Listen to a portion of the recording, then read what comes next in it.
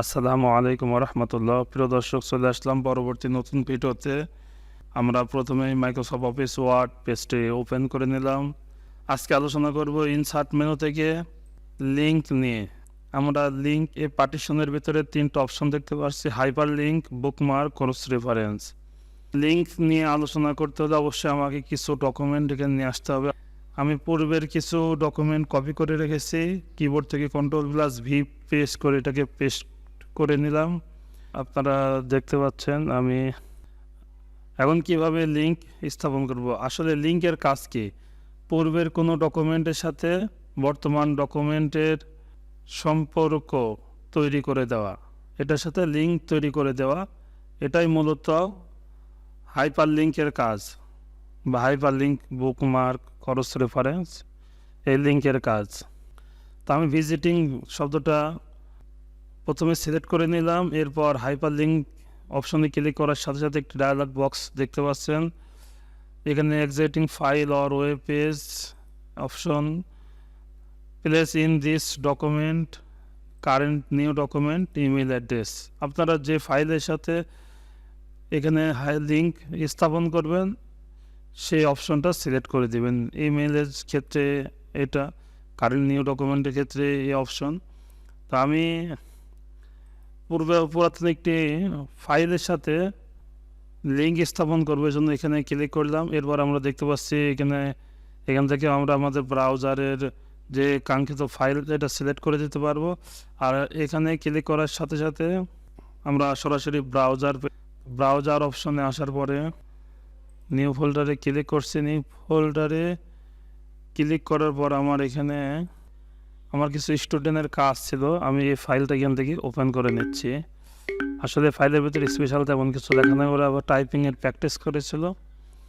আমাদের কাজ শেষ। ওকে বাটন প্রেস করার সাথে সাথে আপনারা দেখতে পাচ্ছেন এখানে লিঙ্ক হয়ে গেছে। আমার মাউস পয়েন্টার এখানে রাখার সাথে সাথে একটি মেসেজ দিচ্ছে, Ctrl+ click to follow link. আমার এই লিঙ্কটা যদি আমি এখান থেকে ফলো করতে চাই বা দেখতে চাই, সেক্ষেত্রে আমাকে কন্ট্রোল প্রেস করে ক্লিক করতে হবে। ক্লিক করার সাথে সাথে দেখতে পাচ্ছেন আমার পুরাতন একটি পেজ এখানে অটোমেটিক ওপেন হয়ে গেছে। প্রিয় দর্শক, আশা করি বুঝতে পারছেন হাইপার লিঙ্কের কাজ। তো আমরা এখন আলোচনা করব বুকমার্ক নিয়ে। বুকমার্ক হচ্ছে আমাদের বিশেষ কিছু পয়েন্ট বা বিশেষ কিছু শব্দ যেগুলো আমাদের প্রয়োজন বা পুনরায় আবার এটাকে বের করার প্রয়োজন হয়। তো আমার এখানে ডকুমেন্ট আপনারা দেখতে পাচ্ছেন 4টা পেজ রয়েছে। আমি এখান থেকে আস লার্ন এই শব্দটাকে বুকমার্ক করতে যাচ্ছি। তো আমি এখান থেকে বুকমার্ক নেম দিয়ে দিলাম US। দেওয়ার পরে আমি অ্যাড বাটনে ক্লিক করলাম। এরপরে আমি চাচ্ছি লট ম্যানি। আমি বুকমার্কে ক্লিক করার পরে এখানে LOT লট বুকমার্কের নেম দিয়ে দিলাম। এরপরে আমি চাচ্ছি গুড অন দিস আর্থ। আমি সিলেক্ট করার পরে বুকমার্কে ক্লিক করার সাথে সাথে আমি এখানে বুকমার্ক নেম দিয়ে দিচ্ছি GOOD, গুড, অ্যাড করে দিলাম। প্রিয় দর্শক, আমি এখন কোথায় কোথায় বুকমার্ক করেছি আমি এখন এখান থেকে ঠিক সেভাবে বুঝতে পারছি না। কিন্তু আমি বুকমার্ক অপশনে ক্লিক করার সাথে সাথে একটি ডায়ালগ বক্স আসছে। আমি যে 3টা বুকমার্ক করেছি 3 জায়গায় আমার এখানে বুকমার্ক লিস্ট দেখাচ্ছে। তো আমি যদি এই লট এই শব্দটা যদি আমি এখানে ক্লিক করে গো টু ক্লিক করি, আপনারা দেখতে পাচ্ছেন যে আমার লট ম্যানি এটা চলে আসছে। আমি যদি গোটে ক্লিক করি, কোথা থেকে গোট দিয়েছিলাম যে গুড অন দিস আর্থ। আর যদি আস শব্দটা ক্লিক করে গো টু বাটন প্রেস করার সাথে সাথে আপনারা দেখতে পাচ্ছেন আমার সমস্ত বুকমার্কগুলো এখানে চলে আসছে। তো আমি একটা হাইপার লিঙ্ক করেছি, 3টা বুকমার্ক করেছি। এবং ক্রস রেফারেন্স মূলত কাজ করে নির্দিষ্ট কয়েকটা আইটেম নিয়ে, যেমন number item, heading, bookmark, footnote, ইন্ডোরটি, ইকুয়েশন, ফিগার টেবিল। এই অপশনগুলো নিয়ে মূলত ক্রস রেফারেন্স কাজ করে। আমি এখানে 2টা অপশন ব্যবহার করেছি, একটা হাইপার লিঙ্ক আর হচ্ছে বুকমার্ক। তো আমি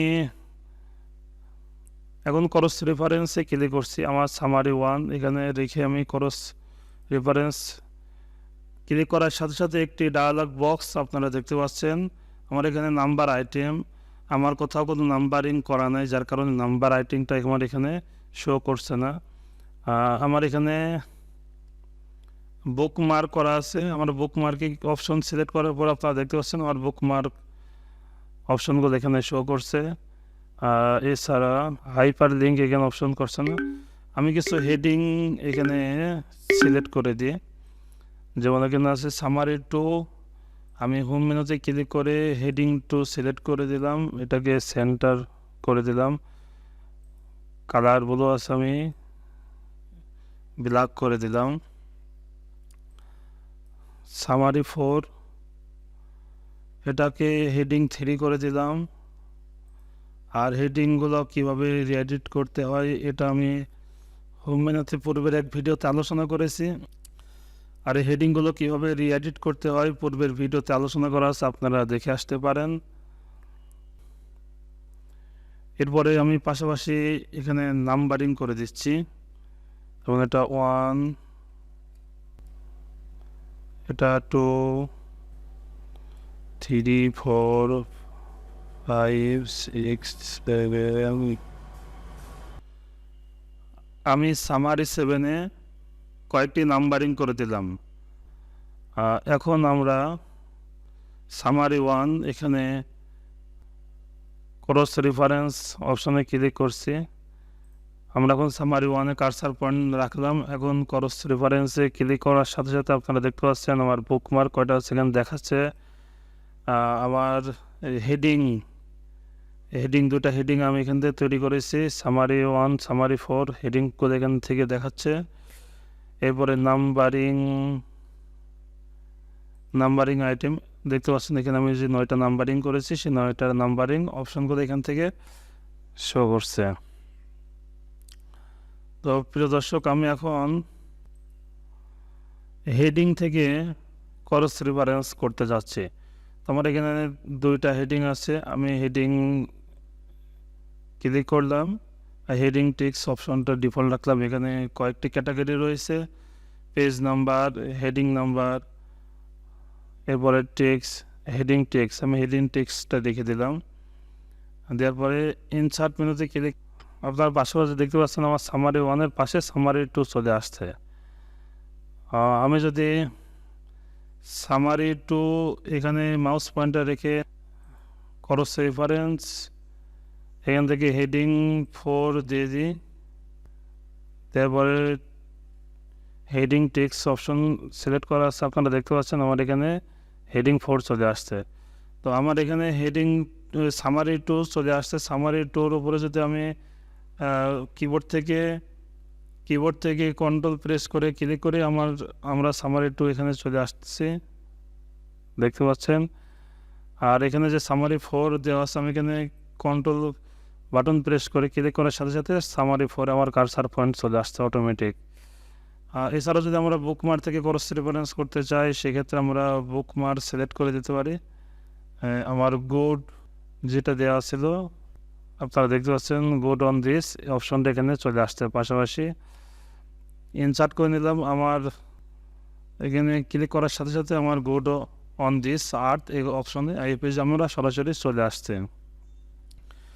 প্রিয় দর্শক, আশা করি বুঝতে পারছেন হাইপার লিঙ্কের কাজ, বুকমার্ক এবং ক্রস রেফারেন্সের কাজ। ভিডিওটা দেখার জন্য ধন্যবাদ। পরবর্তী ভিডিও দেখার আমন্ত্রণ রইল।